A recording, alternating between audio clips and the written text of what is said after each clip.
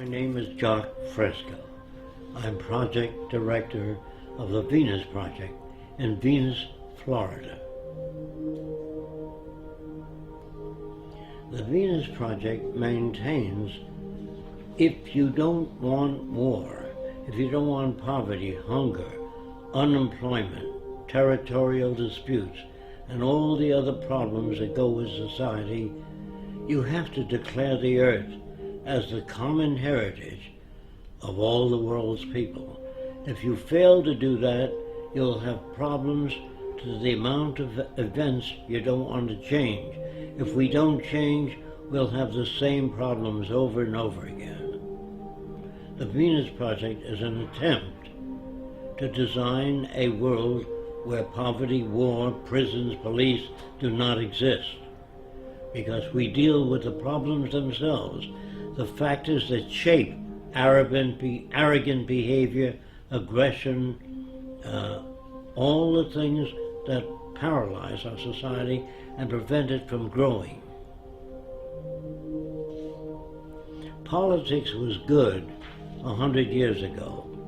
Today, politicians have no ability to solve any problems because they're not students of behavior, they're not students of agriculture, oceanography, they know nothing about the factors that operate the world. So they say things that people like to hear, and that gets them elected. Now, scientists, on the other hand, are not concerned with public approval. What they do, even if everybody on Earth believed the Earth was flat, they would say, "You're wrong. This is the evidence we have to support the fact that the Earth is round." But they don't say it's a little round, a little flat. That's politicians. Money was a convenience designed by man many years ago. You used to carry a bag of apples and change it for tomatoes. That was a trade in the old days. But when you invented money, it carried smaller particles, and it was easier to represent apples or tomatoes or eggs by giving a person a coin instead of bringing 50 eggs and chickens. Money represented a value agreed upon to diminish the lugging around of heavy objects. Later, it became the most corrupting medium in the world. It corrupted people. They paid each other off. If you wanted a congressman to act in your behalf, you put up a certain amount of money to help him get elected, and you owed that person a favor.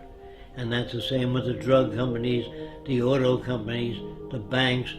All systems all over the world that use money are basically corrupt. Religion. In the old days, people could not account for natural events. They really know where all this came from, so they assumed there was a guy that lived up in the sky that made all these things. He made the earth. I think he took 6 days. On the 7th day, he rested. If it took 6 days, it means it was turning while he was making it, because you couldn't have a day. And that must be pretty rough to handle things while it's turning. And then he made a man and a woman and put them in a beautiful garden. Then he made a snake which walked upright and said, do terrible things. And the people eat of the fruit of knowledge. And they ate the fruit and he kicked them out. First he made the snake to tempt them. I don't understand this all-loving, all-benevolent being that loves everybody. And then he creates the plague and other diseases when he gets angry. And then if you don't follow the teachings, all the religiosity, you burn in hell. And that sounded to me like a psychopath, not God. But I'm mixed up when they tell me God loves everybody, then he creates a plague where children die. And I say, how come the children dying? Because the children shall suffer for the sins of the parents. This is not a just God. It's a man-made God. So when you ask me whether I believe in God, not the concepts of God I've heard. War is a word which was invented when one territorial group of people took away other people's land. They used force and violence, and war was the media for doing that. You shot other people, stole their women and their resources for your own gain. And nations have been at war ever since man invented weapons. And as long as you invent weapons, you can have war. And war is the means of protecting everything you've stolen from others. No nation starts out very big. They start out smaller and take land away from other people.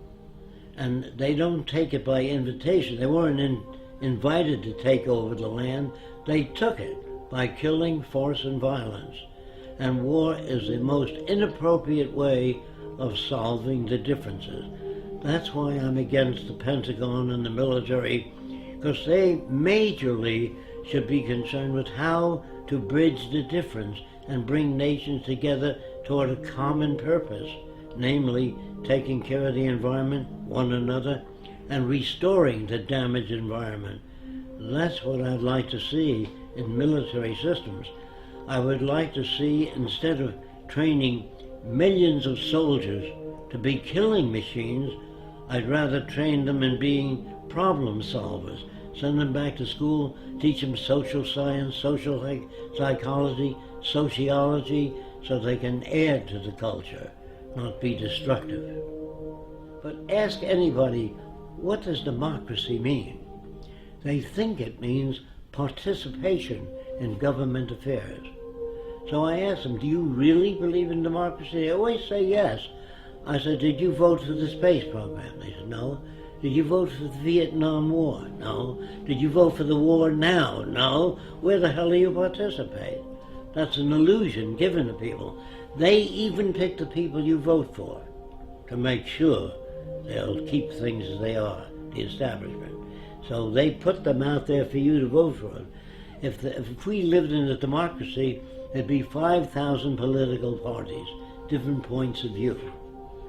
In a true democracy, you would have that. All points of view expressed on television and radio. It's up to you to turn it off.